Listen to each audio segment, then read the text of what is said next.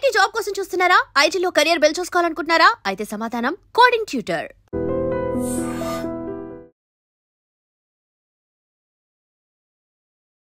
Welcome to I dream. నేను Udayasri. Trump అధ్యక్షుడయ్యాక ఇండియన్స్కి ఒక రకంగా ఇబ్బందికర పరిణామాలు తలెత్తుతూ ఉన్నాయి యుఎస్లో. ఇప్పుడు ఇంకొక లా తీసుకొని వచ్చాడు, అది ఇంప్లిమెంట్ చేశారు. అదేంటి అనంటే యుఎస్కి వెళ్ళే వాళ్ళకి ఒకవేళ డయాబెటీస్ ఉన్నా కానీ, ఒబేస్ ఉన్నా కానీ వాళ్ళకి వీసాలు ఇవ్వద్దు అంటూ ఒక రూల్ తీసుకొచ్చారు. అసలు ఏంటి ఈ రూల్? ఇది ఇంప్లిమెంట్ అయిందా? దీని గురించి పూర్తిగా డీటెయిల్గా తెలుసుకుందాం. మనతో ఉన్నారు అడ్వకేట్ పృథ్వీరాజ్ గారు. మాట్లాడదాం. నమస్తే సార్, వెల్కమ్ టు స్టూడియో. సరే, ట్రంప్ ఏ క్షణానికి ఎలాంటి నిర్ణయాలు తీసుకుంటున్నాడు, అసలు ఏంటో దాని గురించి ఒక క్లారిటీ తెలియట్లేదు. ఒక్కొక్కరు ఒక్కోలా మాట్లాడుతూ ఉన్నారు. ఇప్పుడు డయాబెటీస్ ఉన్న వాళ్ళకి, అలాగే ఒబేస్ ఉన్న వాళ్ళకి వీసాలు ఇవ్వరనా? ఈ రూల్ ఇంప్లిమెంట్ అయిందా? అసలు ఏంటి ఈ రూల్? ఆర్డినెన్స్ అయితే వచ్చేస్తుందమ్మా, there is no doubt in it. తన చెప్తుంది ఏంటంటే ఒబేస్ కానీ, హై బీపీ కానీ, హై బీపీ రిలేటెడ్ డిసీజెస్ కానీ, అండ్ డయాబెటీస్, షుగర్ ఉన్న వాళ్ళకి, వీళ్ళెవరూ కూడా నా కంట్రీకి రావద్దు.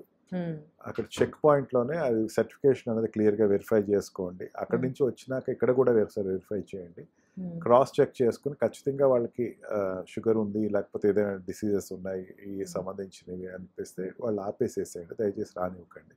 అండ్ క్యాన్సర్ కూడా అతను చెప్పాడు, ఈ డిసీజెస్ ఉంటే కనుక మా కంట్రీకి రావద్దు దయచేసి, మాకు ఉండేవాళ్ళు హెల్తీగా ఉండేటువంటి సిచ్యువేషన్స్ మాకు కావాలి, ఏ కంట్రీ నుంచి వచ్చినా అని చెప్పేసి తను చెప్పడం జరిగింది. ఈ చెప్పడంలో అంతరార్థం ఒకటి ఉంటుందమ్మా, అదేంటంటే వాళ్ళకి ఇండియన్ కంట్రీ లాగా అక్కడ ఇన్సూరెన్స్ పాలసీస్ అనేది వైబ్గా ఉంటాయి, చాలా ఎక్కువ వైడ్గా. వాళ్ళ ప్రతి వెళ్ళిన ప్రతి వాళ్ళు కూడా ఏదైనా చిన్న హెల్త్ డిజార్డర్స్ ఏదైనా వచ్చినా సరే, డిజాస్టర్స్ ఏదైనా వచ్చినా సరే హాస్పిటల్ నుంచి క్లెయిమ్ చేసుకోవచ్చు. ఫ్రీ మెడికేషన్ ఉంటుంది వాళ్ళకి. మెడిసిన్ కూడా పెద్ద పే చేయక్కర్లేదు. మనకి గవర్నమెంట్ హాస్పిటల్ లాగా ప్రైవేట్ సెక్టర్ హాస్పిటల్స్, మనకి private sector hospital government hospitals ఉంటాయి, కేర్ ఎక్కువ ఉంటుంది. అందుకని ఎవరైనా ఏదైనా ప్రాబ్లం వచ్చినా సరే హాస్పిటల్కి వెళ్ళచ్చు. మెడిసిన్స్ మ్యాక్సిమం ఫ్రీ ఉంటాయి. ఇన్సూరెన్స్ పార్ట్ ఎక్కువ ఉంటుంది. అదంతా గవర్నమెంట్ భరించేటువంటి ఒక బర్డెన్ కింద తను ఫీల్ అయ్యాడు. వీళ్ళందరికీ నేను నా సిటిజన్స్ కాని వాళ్ళు నేను ఎందుకు భరిస్తాను, నా సిటిజన్స్ అయితే నేను భరిస్తాను, నా సిటిజన్స్ కాని వాళ్ళు కూడా నేను ఎందుకు భరిస్తాను అన్న ఒక నోషన్ అయితే ఫస్ట్ నుంచి మగా దగ్గర నుంచి చూసుకున్న, మేక్ అమెరికా గ్రేట్ అగైన్ అని చెప్పినప్పుడు నా కంట్రీ సిటిజన్స్కి కానిది ఏది కూడా మిగతా వాళ్ళకి నేను ఇవ్వను. నా ఫస్ట్ ప్రయారిటీ ఎవరు ఉంటారు, నా కంట్రీ సిటిజన్స్ ఉంటారు. దానివల్ల మిగతా సిటిజన్స్ వస్తారు. దాంతో ఏంటంటే ఇండియా నుంచి వచ్చే వాళ్ళకి ఒబిస్ ఉంటుంది, ఇండియా నుంచి వచ్చే వాళ్ళకి ఈ వాట్ వి కాల్ షుగర్ ఉంటుంది అన్నది ఒక ఫీల్ అక్కడ డాక్టర్స్లో ఉంది. ఓకే, అక్కడ ఉండేటువంటి it may be true, it may not be true. ఇక ఇండియన్ ఇక్కడ షుగర్ బౌల్స్ అంటారు మనకి షుగర్ ఎక్కువ ఉండేటువంటి టైప్ డి బి కానీ, టైప్ 4 కానీ షుగర్ ఏదైతే ఉందో ఈ ఇన్సులిన్ పేషెంట్స్ కానీ, వీళ్ళందరూ ఇండియన్స్ ఎక్కువ ఉంటారు. వీళ్ళందరికీ ఇవ్వాలంటే నేను ఎక్కడ ఇస్తాను, నేను వాళ్ళు వద్దు, అసలు గవర్నమెంట్ కి బర్డెన్ అవుతుంది అన్న ఒక తను చెప్పేది రీజన్ చెప్పాడు. బట్ లోపల రీజన్ చూస్తే ఎంత ఫిల్టర్ చేసుకోగలిగితే అంత తగ్గించవచ్చు. ఈ అమెరికాకు వచ్చే వాళ్ళని, నో డౌట్ అమెరికాకు వచ్చే వాళ్ళని ఎంత తగ్గించాలో అనేది ఆలోచిస్తున్నాడు. $1,00,000 H1B పెట్టినప్పుడు కూడా ఇంకా ఇండియన్స్ అందరూ సెలవు అన్నట్టు, ఇంకా మిగతా వాళ్ళు ఎవరు వస్తారు, L1 వీసా కానీ లేకపోతే F1 వీసా మీద కానీ, డిపెండెంట్ వీసా మీద కానీ వచ్చేవాళ్ళు ఉంటారు. వాళ్ళలో కూడా ఈ రేషియో ఒకటి పెడదాం, వాళ్ళని కూడా ఆపేద్దాం, వచ్చేవాళ్ళు మ్యాక్సిమం తగ్గిద్దాం, అండ్ మిగతాది ఉంటే కనుక ఉండేవాళ్ళు ఉంటారు అన్న ఫీలింగ్ ఏదో తను ఏదో ఎక్స్ప్రెస్ చేశాడు. ఒకవేళ ఇప్పుడు ఆల్రెడీ అక్కడ ఉంటున్న వాళ్ళు, రెన్యువల్ చేయించుకోవాలి అనుకుంటున్న వాళ్ళు, ఇప్పుడు రెన్యువల్ డేట్ దగ్గర పడింది అనుకోండి వీసాది, అప్పుడేంటి పరిస్థితి వాళ్ళది? ఇప్పుడు ఆల్రెడీ డయాబెటీస్ అనుకోండి, వాళ్ళు ఒబేసే ఉన్నది అనుకోండి, అండ్ డిపెండెంట్ వీసా పైన ఉన్న వాళ్ళు, ఉంటున్న వాళ్ళు, వాళ్ళ పరిస్థితి ఏంటి? వాళ్ళకి ఏం ప్రాబ్లం ఉండదమ్మా, ఆల్రెడీ ఎగ్జిస్టింగ్ వాళ్ళకి ఉండదు. ఈ ఆల్రెడీ అక్కడ ఉండి లాంచ్ అయిన వాళ్ళు కానీ, మళ్ళీ ఇండియాకి వెళ్ళి మళ్ళీ రెన్యువేషన్కి ఇండియాకి వచ్చో, లేకపోతే ఏదైనా అకేషన్స్ కోసం ఇండియాకి వచ్చో మళ్ళీ అక్కడికి వెళ్ళే వాళ్ళకి ఇది వర్తించదు. కానీ ఎందుకైనా మంచిది, నేను ఫస్ట్ నుంచి మన ఐ డ్రీమ్లో చెప్తున్నాను, ఈ కనీసం 3 years టైంలో ఎమర్జెన్సీ పర్పస్ తప్ప మిగతా టైంలో 3-4 years ఉంది, ఇంకా 3 years ఉన్నాను. దయచేసి ఇండియా రాకండి. మీరు అక్కడ ఉండాలనుకుంటే ఇండియా అయితే రాకండి. వెళ్ళేటప్పుడు ఏదో హర్డిల్ వస్తుంది మీకు, ఆ హర్డిల్ తోటి మీరు ఆగిపోవాల్సిన పరిస్థితి వస్తుంది. మళ్ళీ ఇక్కడి నుంచి ఫైట్ చేయటం అంటే మీ వల్ల కాదు. ఫైట్ చేయటం మీ రిప్రజెంటేటివ్ ఎవరైనా అక్కడ ఫైట్ చేయాలి. ఇది చాలా పెద్ద ప్రాబ్లం. అందుకని ఏంటంటే మ్యాక్సిమం ఇండియాకి రాకండి, మీరు అక్కడే ఉండండి. మీరు స్టూడెంట్ వీసా మీద వెళ్ళారు, మీకు జాబ్ వచ్చింది, జాబ్ ట్రై చేస్తున్నారు, అక్కడే మీరు ఫర్దర్ కోర్స్ చేసుకుని మళ్ళీ ఇంకొక F1 వీసా కంటిన్యూషన్ వీసా తీసుకోండి తప్ప డోంట్ కమ్ టు ఇండియా. ఇండియాకి వస్తే ప్రాబ్లం ఏమొస్తుందంటే ఇండియాకి వచ్చిన తర్వాత తిరిగి వెళ్ళే వాళ్ళకి చాలా ఇబ్బంది పడుతున్నారు. Even green card holders, senior citizens ఇబ్బంది పడుతున్నారు. మీరు ఎన్నాళ్ళు ఎక్కువ నాళ్ళు అంటే జనరల్ గ్రీన్ కార్డ్ వచ్చేస్తే వాళ్ళు ఏంటంటే కొంచెం రిలాక్స్గా ఇండియా వస్తారు. కొన్నాళ్ళు ఒక 6 months ఇండియాలో ఉందాం, అన్ని వ్యవహారాలు చూసుకుందాం, అందరినీ పలకరించి వెళ్దాం. ఒక్కోసారి లేట్ అవుతుంది. 3 months అనుకున్నది ఎక్స్టెండ్ 6 months అవ్వచ్చు, లేకపోతే 6 months అనుకున్నది 7 months అవ్వచ్చు.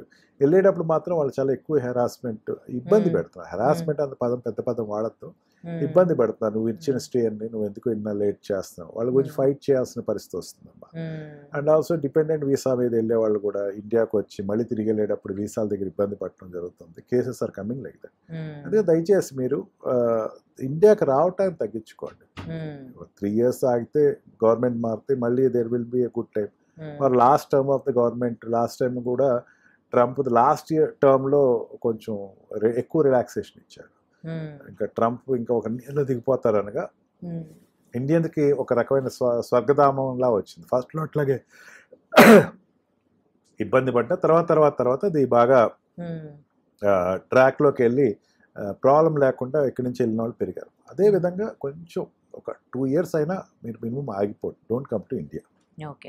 పోనీ అంటే ఇప్పుడు డయాబెటీస్ అంటే కొంచెం ఏజ్ పైబడ్డ వాళ్ళకి వస్తుంది, డిపెండెంట్గా ఉన్న వాళ్ళు ఓకే, వాళ్ళకి డయాబెటీస్ వస్తుంది, వాళ్ళకి వీసాలకి ఏమైనా ఇబ్బంది అవుతుంది అంటే అది ఓకే. కానీ ఎంతోమంది స్టూడెంట్స్ అక్కడికి వెళ్తూ ఉంటారు, మన వాళ్ళు కొంచెము ఫాస్ట్ ఫుడ్ బాగా తింటారు, కొంచెం ఒబేస్ ఉంటుంది, వాళ్ళకి ఒబేస్ ఉన్నది కూడా తెలీదు, వాళ్ళు స్టూడెంట్స్ అయితే వాళ్ళ పరిస్థితి ఏంటి ఇప్పుడు అక్కడ ఉంటున్న వాళ్ళది? ఇప్పుడు ఎథ్లెటిక్స్లో ఒకటి ఉంటుందమ్మా, ఇంటర్నేషనల్ ఈవెన్ మన ఒలింపిక్స్ గేమ్లో మన ఇండియన్ వెయిట్ లిఫ్టర్ ఒకళ్ళు ఏదో ఒక 1/2 gram ఏదో 1/2 kg తగ్గించుకుంటాం కోసం అప్పటికప్పుడు ఎక్సర్సైజ్ విపరీతంగా చేసి తగ్గించుకోవాల్సి వచ్చింది. అలాగా US is if all you want a dream for US వెళ్ళాలి అని కోరుకుంటే ఖచ్చితంగా ఒబిస్ తగ్గించుకోవాల్సింది. There is no other option. ఇంకా diabetic patients below 40 years 35 years అయితే రాదు నాకు తెలిసినంత వరకు, చాలా తక్కువ ఉంటుంది. ఏదైనా ఉంటే ఒబిస్ ఉంటుంది, ఒబిస్ పేషెంట్స్ ఉంటారు.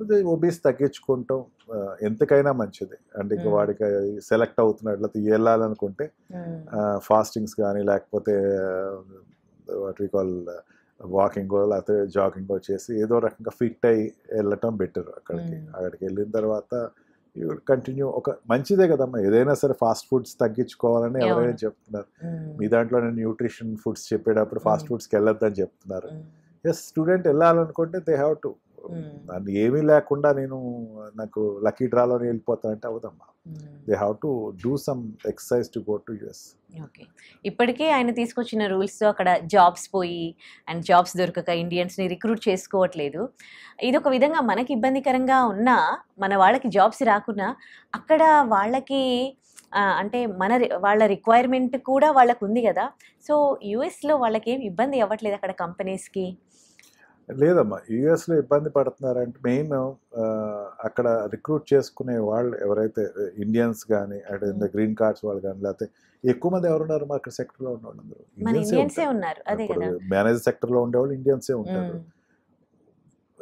అక్కడ ఉండేటువంటి రూల్ ఏదైనా తీసుకొస్తే ఎవరైనా భయపడతారు. ఫస్ట్లో సెటిల్ అవ్వాలి, రూల్ పొజిషన్ సెటిల్ అవ్వాలి ఫస్ట్.